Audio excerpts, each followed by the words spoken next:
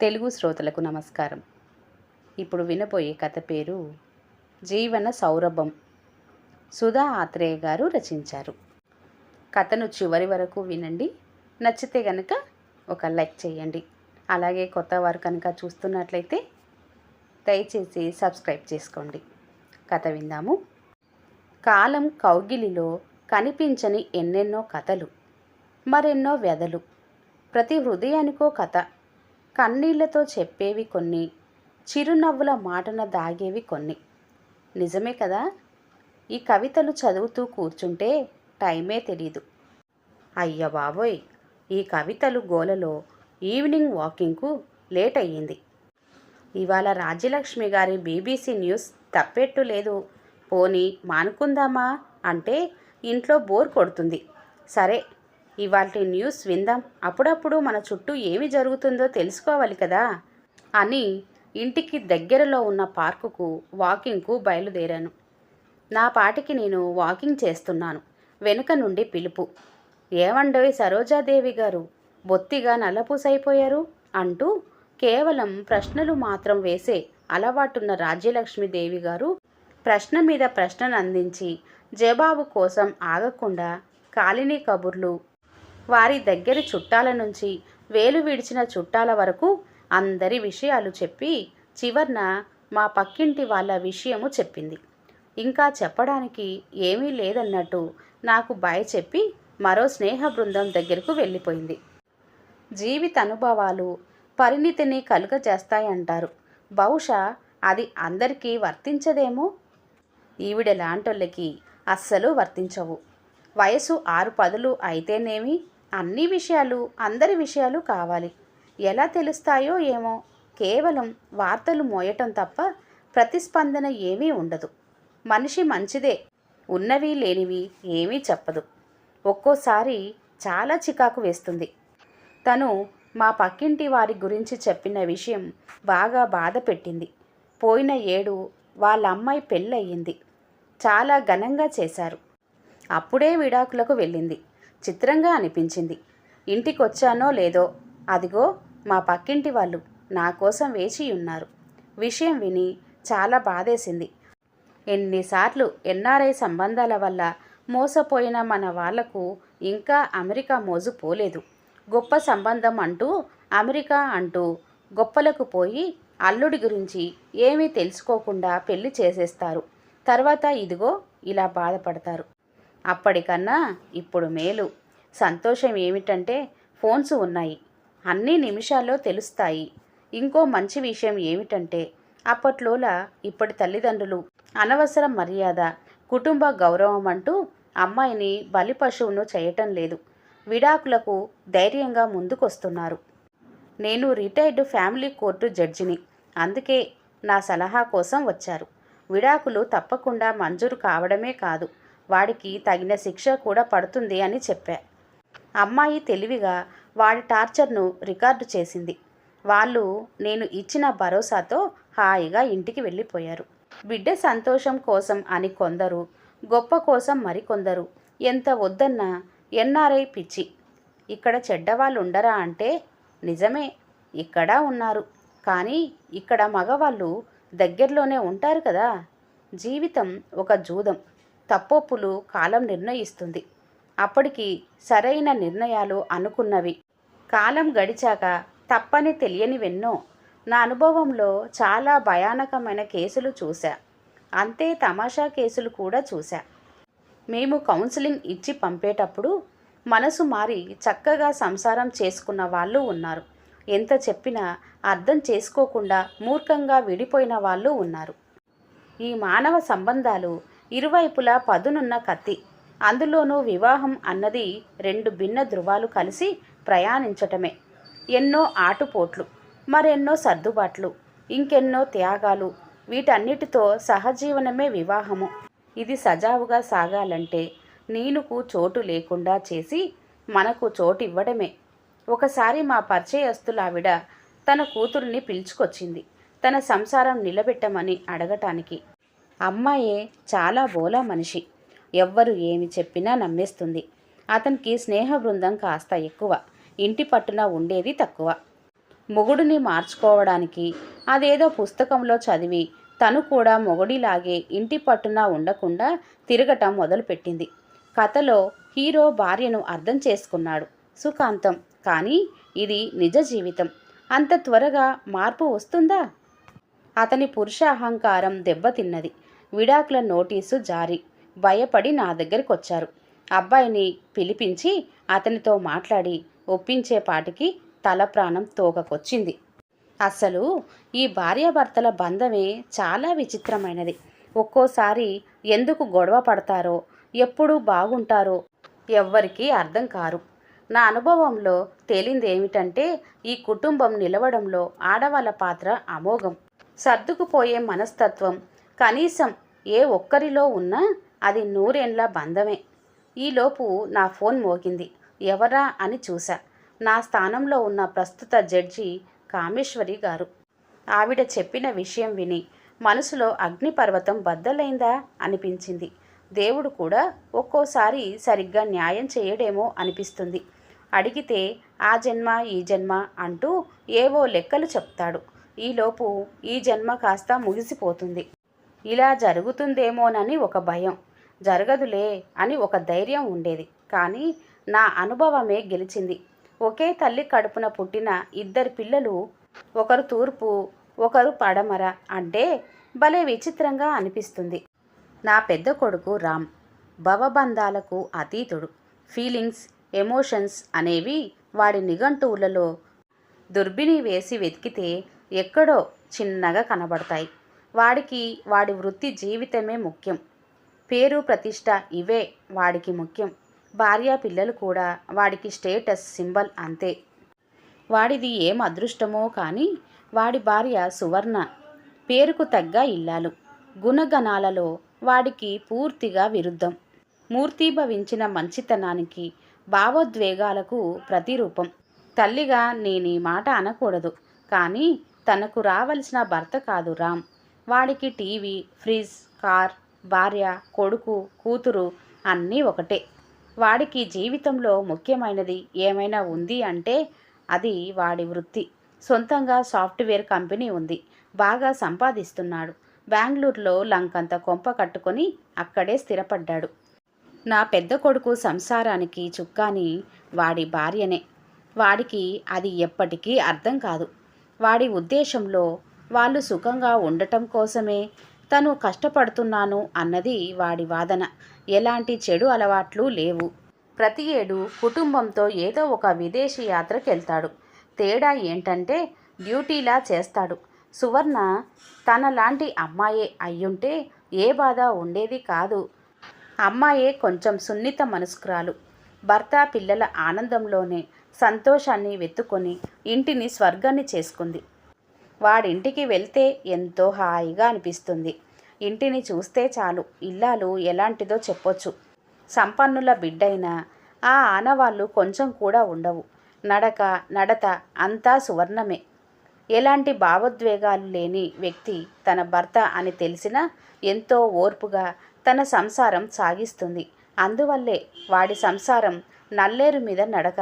కానీ తన గుండెల్లో దాగిన బరువు నా చూపును దాటిపోలేదు. తన ఇష్టాలతో ప్రమేయం లేకుండా హోదా మాటున జరిగిన పెళ్లి. రామ్ చెడ్డవాడేం కాదు. చెప్పగా ఇప్పుడు కొద్దిలో కొద్దిగా నయం. పెళ్ళాం మాటలకు విలువ ఇవ్వటం మొదలుపెట్టాడు. నిజానికి కూతురు పుట్టాక వాడిలో కాస్త మార్పు మొదలైంది. సువర్ణకు సర్దుకొని పోవడంలో కొంచెం వెసులుబాటు. ఇక మా రెండోవాడు అమోఘ్.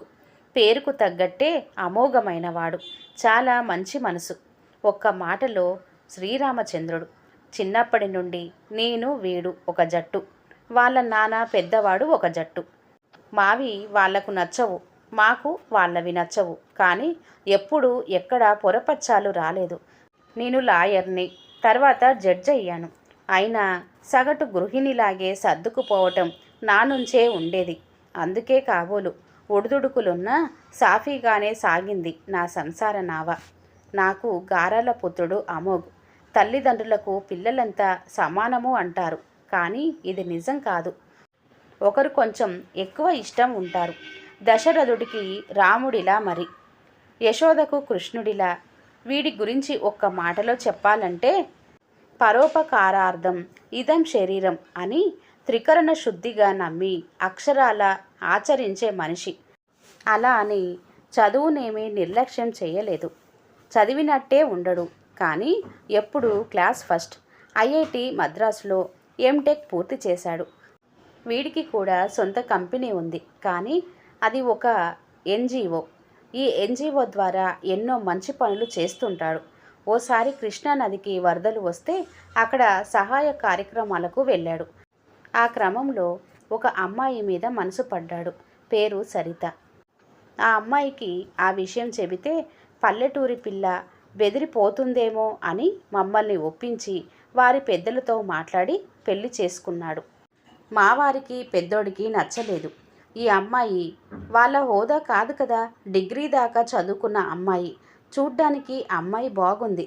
పల్లెటూరి పెడసరితనం, పెంకితనం బాగా కనబడతాయి. అమాయకత్వమో అజ్ఞానమో తెలియదు. ఒక తల్లిగా నాకు ఈ అమ్మాయి వాడికి సరిజోడి అనిపించలేదు. ఒక జడ్జిగా వాడితో సర్దుకుపోవటం కష్టం అనిపించింది. వాడు ఒక మహాసముద్రం లాంటివాడు. సముద్రాన్ని దోసిట్లో బంధించటం కష్టమని తనకు తెలీదు. అందరికీ తెలుసు, వాడు ఏదైనా ఒక నిర్ణయం తీసుకున్నాడు అంటే దాన్ని మార్చటం ఆ బ్రహ్మతరం కూడా కాదు అని. అందుకే మా వారు అయిష్టంగానే ఈ పెళ్లికి ఒప్పుకున్నారు. నిజానికి వాడు పుట్టినప్పటి నుండి నేను విభేదించిన మొదటి నిర్ణయం. వాడి పట్టుదల తెలిసినా ఒక తల్లిగా వాడి నిర్ణయం గురించి వాడితో మాట్లాడాను.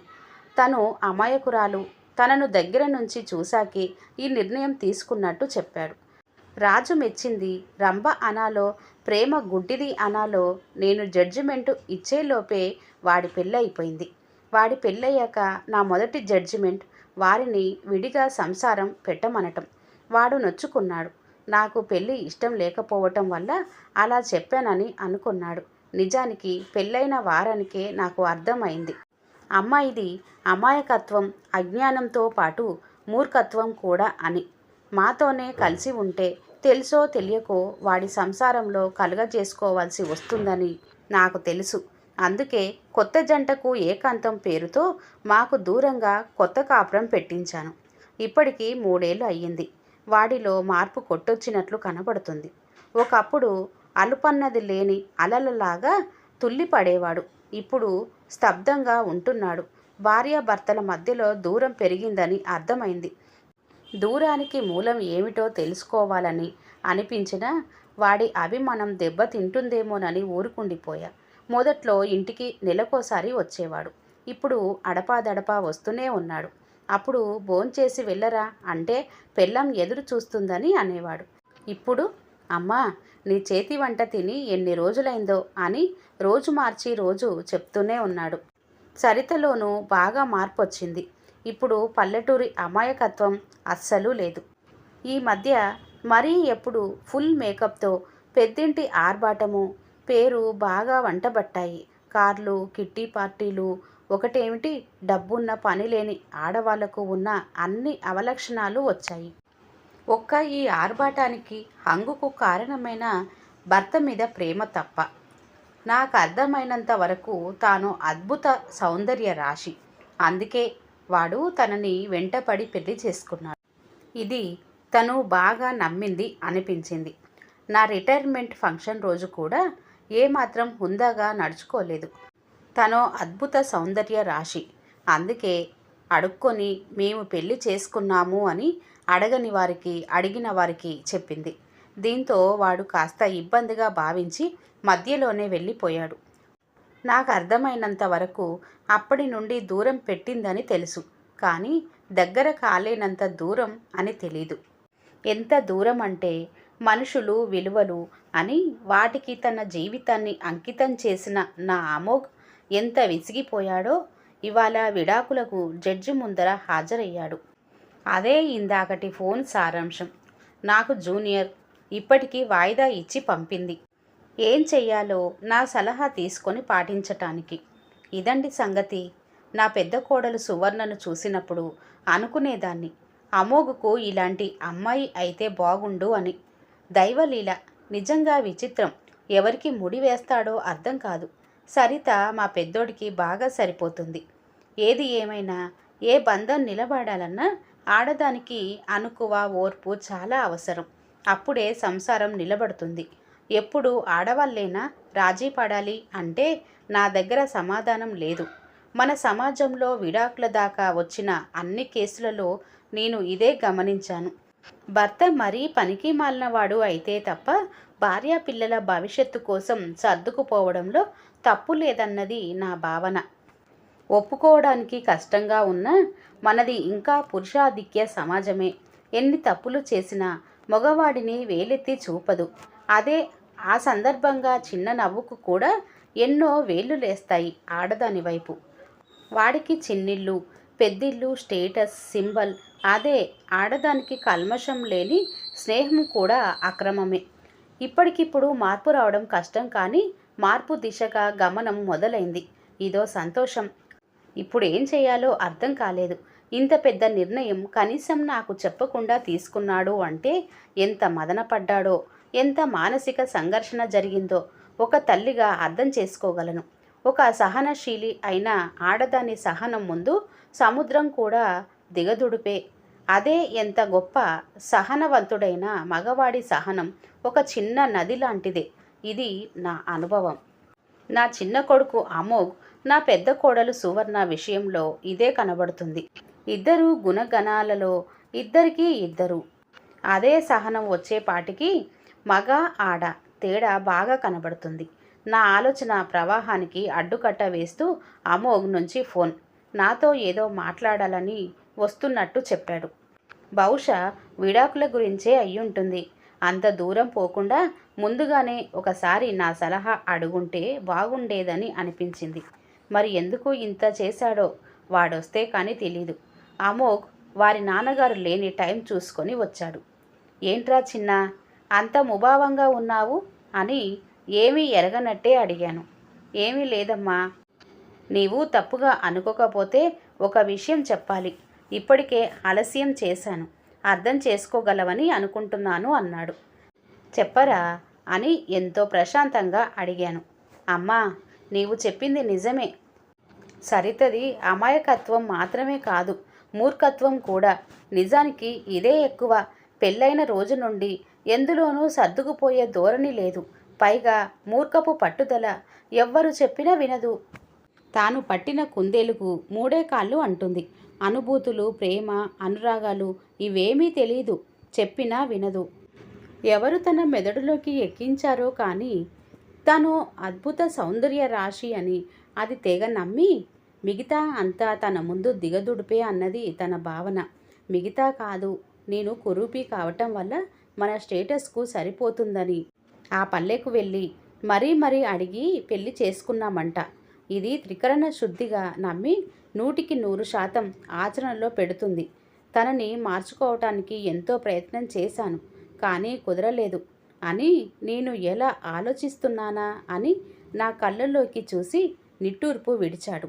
చిన్నా, ఇంత చిన్న విషయానికే నీవు విడాకుల దాకా వెళ్ళావంటే నేను నమ్మలేను అన్నాను. వాడు ఒక పేలవమైన నవ్వు నవ్వి, అయితే నీకు తెలిసిపోయిందా అమ్మా? అవును, నాకు తెలుసు. నీకు తెలుస్తుందని అని అపరాధిలా తల వంచుకున్నాడు. వేరే వారి ద్వారా తెలిస్తే నాకు ఎలా ఉంటుందో ఆలోచించావా? అంత దూరం వెళ్లే ముందు తల్లిని ఒక సలహా అడుగుదామని కూడా అనిపించలేదా? తల్లిగా కాకపోయినా ఒక అనుభవం ఉన్న జడ్జిగా అయినా నన్ను అడిగి ఉండొచ్చు కదా. నాకు తెలియకుండా స్వరం దగ్ధమైంది. వాడు మౌనాన్ని ఆశ్రయించాడు. అపరాధిలా తల వంచుకున్నాడు. ఏ క్షణమైనా ఆనకట్ట తెంచుకొని ఉప్పొంగడానికి సిద్ధంగా ఉన్నాయి కన్నీళ్లు. నేను మౌనంగా ఉండిపోయా. కాసేపటికి వాడు తేరుకొని, అమ్మా, నీకు చాలాసార్లే చెప్పాలనుకున్నా, కానీ నీ మాటలే నన్ను చెప్పనీయలేదు. సమస్య మనది, దానికి సమాధానం మనమే వెతుక్కోవాలి అని నీవు ఎప్పుడు చెప్పేదానివి కదమ్మా. అందుకే తన మీద ప్రేమతో, నీ మీదున్న గౌరవంతో ఎన్నోసార్లు, నిజానికి ప్రతిరోజు తనకు నచ్చజెప్పడానికి, తనలో మార్పు తీసుకురావడానికి చేయని ప్రయత్నం లేదు. ఇందులో నా తప్పు కూడా ఉంది. పెళ్ళైన మొదట్లో తనది కేవలం అమాయకత్వం అని అనుకొని కొండ మీది కోతిని కూడా తెచ్చి ఇచ్చా. ఇదే నా కొంప ముంచింది. తను అందగత్తే, అందుకే నేను కోరిందల్లా చేస్తున్నాను అనుకుంది. కానీ అది ప్రేమ అనుకోలేదు. నేను తన ఈ భావనను పెంచి పోషించకుండా తనకు తెలియపరిచి ఉంటే బాగుండేది. తనలో ఈ భావన పెరగడానికి నేను కూడా ఒక కారణమయ్యాను. ఇప్పుడు తనలో ఈ భావన ఒక వటవృక్షమై కూర్చుంది. అందుకే అని చెప్పడం ఆపి నా వంక చూశాడు. చూడు చిన్నా, నాకు నీ గురించి నీకన్నా బాగా తెలుసు. ఇంత మాత్రానికే నీవు విడాకులు తీసుకోవాలనుకోవు. విడాకులు ఎందుకు తీసుకోవాలనుకున్నావు అని సూటిగా అడిగాను. వాడు ఆశ్చర్యంతో కళ్ళు పెద్దవి చేసి నా వైపు చూసి అప్రయత్నంగా నన్ను మెచ్చుకోలుగా అమ్మా అని పిలిచాడు. నేను చిన్నగా నవ్వి చెప్పు అని అన్నాను. వాడు గుండె బరువు దించుకున్న వాడల్లే ఒక నిట్టూర్పు విడిచి అసలు విషయం చెప్పటం మొదలుపెట్టాడు. అమ్మా, తన అందాన్ని మోహించి పెళ్లి చేసుకున్నా అన్న భావన తనలో ఎంతగా పెరిగిపోయిందంటే ప్రతిరోజు బ్యూటీ పార్లర్ వెళ్ళడంతో తన దినచర్య మొదలు. అసలు ఎలా పరిచయమయ్యారో ధనవంతుల పనిలేని ఆడవాళ్ళు. వారి పరిచయం, తనలోని జ్ఞాన విచక్షణ, ఇంగితం అన్నీ ఎటుపోయాయో. కిట్టి పార్టీలు మొదలయ్యాయి. మోడ్రన్ డ్రెస్సులు, చవకబారు కబుర్లు, వంట వార్పు అటకెక్కాయి. వంట మనిషి వచ్చి చేరింది. ప్రతి మాటను అపార్థం చేసుకోవడమే. అంబానీల కూతురు కూడా ఇంత పొగరు పోదేమో. ఎవరు ఏమి నేర్పిస్తున్నారో అర్థం కావటం లేదు అని నా వైపు చూశాడు. నేను ప్రశాంతంగా ఉండటం చూసి ఏదో ధైర్యం వచ్చిన వాడల్లే మళ్ళీ చెప్పటం కొనసాగించాడు. బహుశా అసలు కారణం అనుకుంటే కాస్త గొంతు సవరించుకొని లోగొంతుకతో, అమ్మా, తనలో ఈ మూర్ఖత్వం పెరుగుతూనే పోయింది కానీ తగ్గలేదు. నాకు తెలియకుండానే నాలో ఎప్పుడు సహనం చచ్చిపోయిందో నా మాటలో మార్దవం పోయి కఠినత్వం వచ్చింది. బుజ్జగించే స్థాయి నుండి హెచ్చరించే స్థాయిని చేరింది నా గలం. ఈ విషయాలు ఎవరితో చర్చిస్తుందో తెలీదు. ఎవరేం సలహా ఇచ్చారో తెలీదు. తన మీద, తన అందం మీద మోసు తగ్గింది కాబట్టే నేను విసుక్కుంటున్నాను అని నా మీద నేరారోపణ చేసింది. ఎప్పుడూ మేకప్ గోలే. అందం అన్నది మనసుకు ప్రతిబింబం అంటే అర్థం కాదు. ఇక్కడితో ఆగలేదు.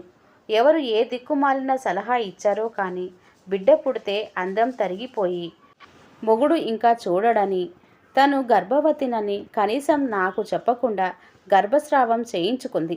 మా ఫ్రెండ్ చూసి చెప్పాడు. లేకపోతే నాకు తెలుసుండేది కాదు అని చెప్పి కన్నీళ్లను ఆపుకోవడానికి చెప్పడం ఆపేశాడు. ఇది విన్న తర్వాత నేను కూడా హతాశురాలినయ్యాను. ఎప్పుడూ అనుకునేదాన్ని ఒక బిడ్డ పుడితే తనలో మార్పు వస్తుంది అని. వాడికి సంతాన భాగ్యం కోసం భగవంతుణ్ణి ప్రార్థించేదాన్ని. ఇదా కారణం? హతోస్మి. మూర్ఖత్వానికి పరాకాష్ట. అందమైన పొదరిల్లు లాంటి సంసారం చేతుల నరకం చేసుకుంటుంది కదా. నాకు ఏమి మాట్లాడాలో అర్థం కాక ఊరుకుండిపోయా. అమ్మా, నా బిడ్డమ్మ ఇంకా ప్రపంచం చూడకుండానే పాతిపెట్టేసింది రాక్షసి అని ఇక కన్నీళ్లను ఆపుకోలేక గట్టిగా ఏడ్చేశాడు. నాకు గుండెను పిండేసినట్టయింది. సరితకు మంచి చెడు చెప్పడానికి తండ్రి లేడు. అమ్మమ్మ చాలా గారాబంగా పెంచారు. ఇదే పర్యవసానం. ఒకసారి వాళ్ళ అమ్మతో మాటల్లో చెప్పాను. ఆవిడకి ఏమి అర్థమైందో, కూతురికి ఏమి చెప్పిందో ఆ భగవంతుడికే ఎరుక. అమ్మా, ఇప్పుడు చెప్పు, నేను విడాకులు తీసుకోవటం సబబా కాదా? ఇన్నాళ్ళు తన పిచ్చిని, అజ్ఞానం అనుకొని ఈవేళ కాకపోతే రేపైనా మార్పు వస్తుందని క్షమించాను. కానీ అమ్మా, అభంశుభం తెలియని బిడ్డను చిదిమేసింది. నా బిడ్డను చంపడానికి తనకు ఏమి హక్కు ఉంది? ఇది తెలిసిన మరుక్షణం దాన్ని కూడా అక్కడే పాతేద్దాం అనుకున్నా. కానీ దానిలాగా నేను పాషాణాన్ని కాదు కదమ్మా అని కింద కూర్చొని నా ఒళ్ళో తల పెట్టుకొని ఏడవసాగాడు. చిన్నా, ఈ విషయాలన్నీ వాళ్ళ అమ్మ వాళ్ళకు తెలుసా అని అడిగాను. నాకు తెలీదు, నేనైతే చెప్పలేదు. మరి తను చెప్పిందో లేదో నాకు తెలీదు అన్నాడు. పోనీ నీవు విడాకులు అన్నప్పుడు తన ప్రతిస్పందనేంటి? నాలోని జడ్జి అడిగింది. అదే మూర్ఖపు వాదన. తన అందం మీద మోజు తగ్గింది కాబట్టే నేను విడాకులు తీసుకుంటున్నాను. ఇదే తన భావన. నాతో వాదన అన్నాడు. మరి ఇప్పుడేమిటి నీ నిర్ణయం? నాకు తెలియపరచడానికి కామేశ్వరి గారు, అదే జడ్జి, మీ కేసును వాయిదా వేశారు అని అడిగాను. ఏమో అమ్మా, నా బిడ్డను చంపిన ఆ హంతకురాలు నాకొద్దు. అందుకే నిన్ను అడగకుండా విడాకులకు అప్లై చేశా. నీతో చెప్తే మరి రాజీ అంటావేమో అని. ఇంకా ఒక్క క్షణం కూడా తనతో ఉండలేను అని చాలా స్థిరంగా తన నిర్ణయం చెప్పాడు. నేను ఏం సమాధానం చెప్పాలా అని ఆలోచిస్తున్నంతలో మళ్ళీ వాడే అన్నాడు. అమ్మా, తనను క్షమించే మనసు నాకు లేదు. ఇప్పుడు చెప్పమ్మా. నీతో చెప్పకపోవటం నా తప్పే, కానీ నా మనసు పూర్తిగా విసిగిపోయింది. నన్నేం చేయమంటావు? నీ నిర్ణయం ఏదైనా శిరసా వహిస్తాను. ఒక తల్లిగా, జడ్జిగా నీ తీర్పు చెప్పమ్మా అని చెప్పడం ముగించి నేను ఏమి చెప్తానా అని నా వైపు చూడసాగాడు. నేను వాడు చెప్పిందంతా విన్న తర్వాత తల్లిగా కాకుండా జడ్జిగా ఆలోచించి నా నిర్ణయం చెప్పాను. చూడు చిన్న, ఎంతటి కిరాతకులకైనా మార్పుకు ఒక అవకాశం ఇమ్మంటుంది మన న్యాయం. నేను తనను కొద్ది రోజులు దగ్గరగా గమనించాలనుకుంటున్నాను. తన నైజం ఇదే అయితే మార్పు కష్టమే, కానీ ఇది చెప్పుడు మాటల ఫలితమో లేక మానసిక రోగమో అయితే ఖచ్చితంగా మార్పు తథ్యం. నీవు ఆవేశంలో ఉన్నావు.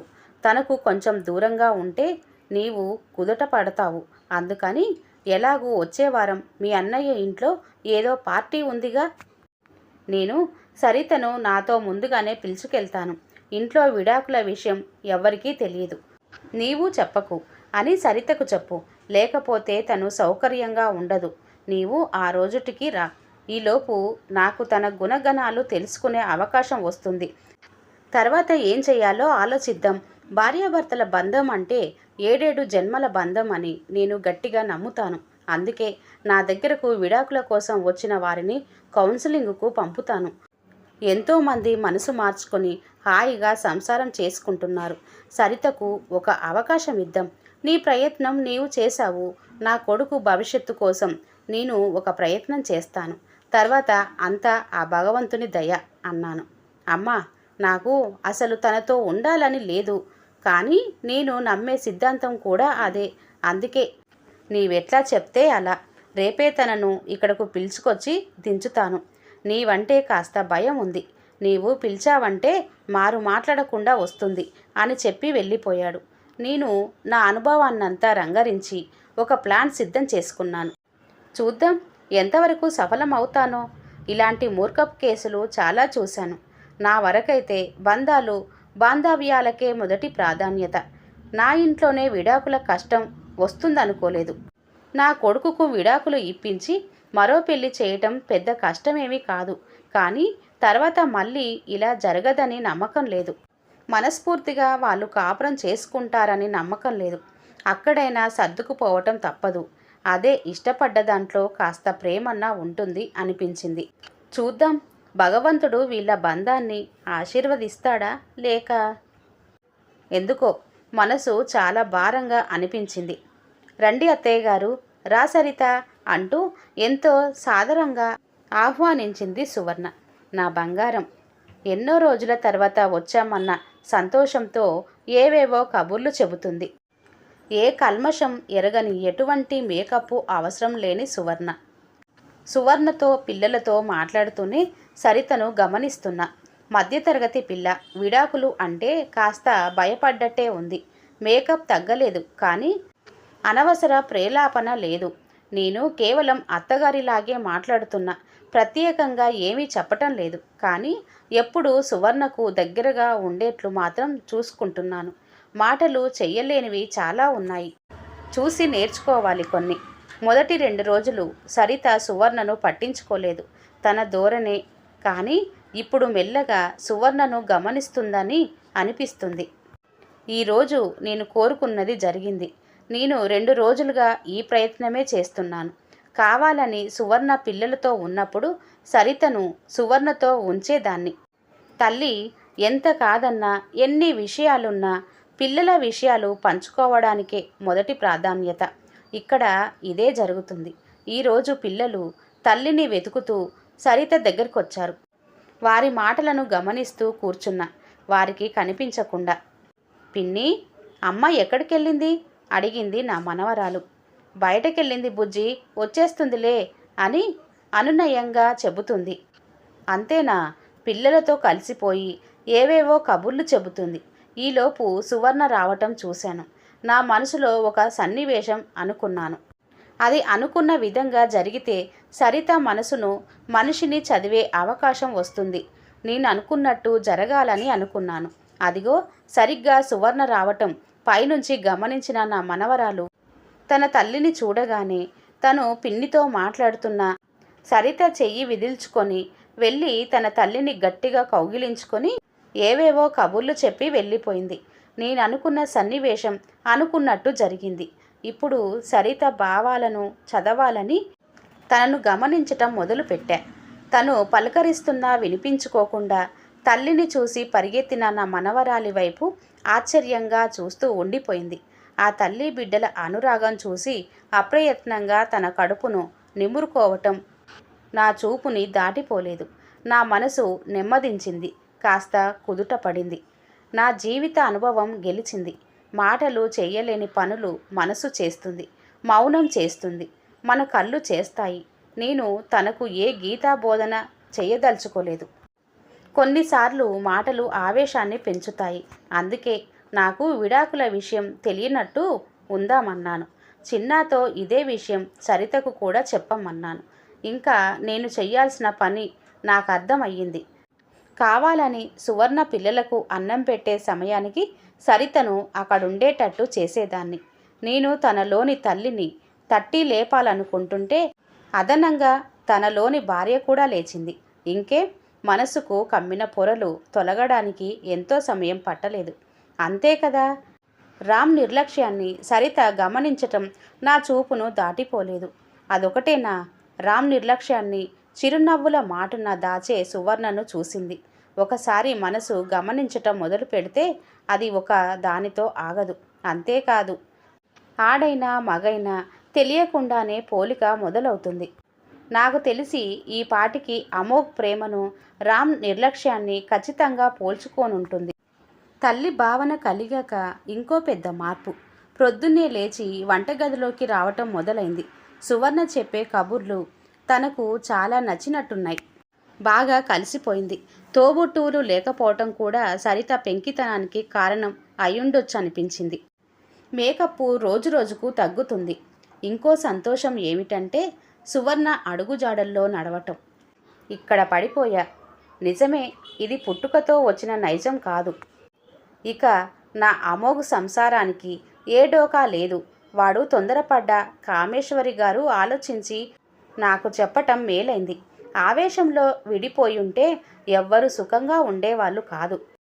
దులుపుకు పోయేవాళ్ళు సరే, సున్నిత మనస్కులకు ఇది మనసు మీద పెద్ద గాయం చేస్తుంది. ఇంకేం, మార్పు మొదలవ్వాలే కానీ ముందుకు పోవటం ఎంతసేపు? నాతో మాట్లాడడానికి జంకే సరిత ఇప్పుడు సువర్ణతో కలిసి ఎన్నో కబుర్లు చెబుతుంది. ఒక మంచి మార్పుకు దేవుని సహకారం కూడా ఉంటుంది అనడానికి. ఇవాళ తలవని తలంపుగా సువర్ణ బంధువులు వచ్చారు. వారు అందరికీ పరిచయం ఉన్న పేరు మోసిన సినీ ప్రొడ్యూసర్. వారు సువర్ణ దగ్గరి బంధువులని తెలిసి ఆశ్చర్యపోయింది సరిత. అంతేనా, పార్టీకి రావట్లేదని సారీ చెప్పి సువర్ణకు ఓ వజ్రాల హారాన్ని బహుకరించారు. సువర్ణ వాళ్లకు తన తోటి కోడలిని సరితను గౌరవంగా పరిచయం చేసింది. మామూలుగా తను అద్భుత సౌందర్య రాశి అని చెప్పుకునే సరిత మిన్నుకుండిపోయింది. ఎందుకంటే ప్రొడ్యూసర్ పెళ్ళం అలనాటి హీరోయిన్ మరి. అంతేకాదు, కాగల కార్యాలు గంధర్వులు చేసి పెట్టినట్టు వారు తమ మాటల్లో తమ కూతురుని అమోఘ్ ఇవ్వాలనుకుంది. వాడు వద్దని చెప్పి తను పెళ్లి చేసుకుంది విని అవాక్కయ్యింది. హీరోయిన్ కూతురు ఎంత అందగత్తే అందరికీ తెలుసు. సరితలో సంభ్రమాచర్యాలు దాగలేనంతగా కనిపిస్తున్నాయి. ఒక సినిమా హీరోయిన్ కూతురుని వద్దని తనను పెళ్లి చేసుకున్నాడన్న విషయం తెలిసినప్పటి నుండి అహం వెనక్కు వెళ్తూ ప్రేమను ముందుకు పంపిందని కనబడుతుంది. వాళ్ళు వెళ్ళాక ఆ వజ్రాల హారం అందరికీ చూపింది నా పెద్ద కోడలు. అంతేనా, ఈ పార్టీ కానుకగా తోడికోడలికి తను ఒక వజ్రాల హారాన్ని కానుకగా ఇచ్చింది. ఇదిగో సరిగ్గా ఇక్కడే తన అహం పటాపంచలైంది. సువర్ణ పుట్టింటి వాళ్ళు ఎంత గొప్పవాళ్ళో తెలిసొచ్చింది. అన్నీ ఉన్న ఎంతో సాధారణంగా ఉండే సువర్ణను చూసి ఆశ్చర్యపోయింది. సువర్ణ మానసిక సౌందర్యం ఆమె అందానికి ప్రతిబింబం అని కొద్ది కొద్దిగా తేట తెల్లమైంది. తను మా ఇంటికి ఏమాత్రం తూగదు అన్న విషయం బోధపడింది. కేవలం ఇది తన భర్త ప్రేమ అని అర్థమయ్యింది. నాకు తెలిసి ఈ పాటికి అంతర్మదనం మొదలై ఉండాలి. నా మనసు హాయిగా నవ్వింది. ఇంకో విషయం ఏమిటంటే వచ్చి వారం గడుస్తున్నా భర్తతో ఫోన్లు లేవు, మెసేజ్లు లేవు. కానీ ఇదిగో ఇప్పుడే నా కొడుకు మెసేజ్ పెట్టాడు. కుశలమా అంటూ మెసేజ్ పెట్టిందట సరిత. అందుకు ఏమిటి విషయం అని అడుగుతూ నాకు మెసేజ్. నేను ఏమని సమాధానం ఇచ్చావు అని అడిగా. బాగున్నాను, నీవెలా ఉన్నావు అని అడిగాను అన్నాడు. ఇంకో విషయం తేట తెల్లమైంది. వాడికి సరిత అంటే ప్రేమ అలాగే ఉంది. సరిత చేసిన పనికి ఆవేశపడ్డాడు అంతే. ఇది చాలు ఒక బంధం నిలవడానికి. ఇంకేం మార్పు పట్టాలెక్కింది. చూస్తుండగానే వేగం పుంజుకుంది. తన స్వభావం గుణగణాలు తెలుసుకుందామని అనుకున్నా. కానీ దేవుడు మార్పును బహుకరించాడు. బహుశా ఎన్నో వివాహ బంధాలను విడాకుల నుండి కాపాడినందుకు నా కొడుకు జీవితాన్ని కానుకగా ఇచ్చాడు. ఇంకేం పార్టీ రోజు రానే వచ్చింది. పెద్ద పెద్దవాళ్ళు చాలామంది వస్తున్నారు. ఎంతో సాదాసీదాగా ఎటువంటి మేకప్ లేకుండా నా ఇద్దరి కోడళ్ళు అచ్చ తెలుగింటి ఆడబిడ్డల్లాగా ముస్తాబయ్యారు.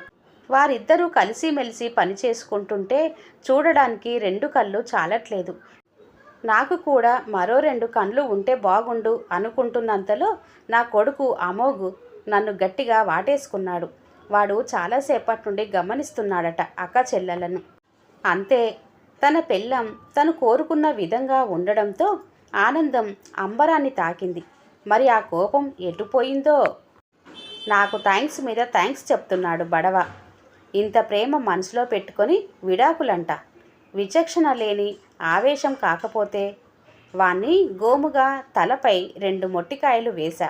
ఈలోపు సరిత వాడిని చూసి సిగ్గుల మొగ్గైంది. కళ్ళల్లో ఉప్పొంగిన ప్రేమ. ఎప్పుడెప్పుడా భర్తను చూడాలని ఆరాటం. దాని సిగ్గును చూసి మావాడు ఈ లోకంలో లేడని అర్థమైంది. ఇంకెందుకు ఈ జంట మధ్య నేను మనస్ఫూర్తిగా నిండు నూరెళ్ళు పిల్ల పాపలతో ఉండమని దీవించి నా ప్రియమైన కోడలి దగ్గరకు చేరుకున్న తనకు సాయంగా. వివాహం ఎన్నెన్నో జన్మల బంధం కాదంటారా? ఈ కథ ఇంతటితో సమాప్తం. కథ కనుక నచ్చినట్లయితే లైక్ చేయండి, షేర్ చేయండి. అలాగే మరిన్ని మంచి వీడియోల కోసం ఛానల్ని సబ్స్క్రైబ్ చేసుకోండి. ధన్యవాదములు.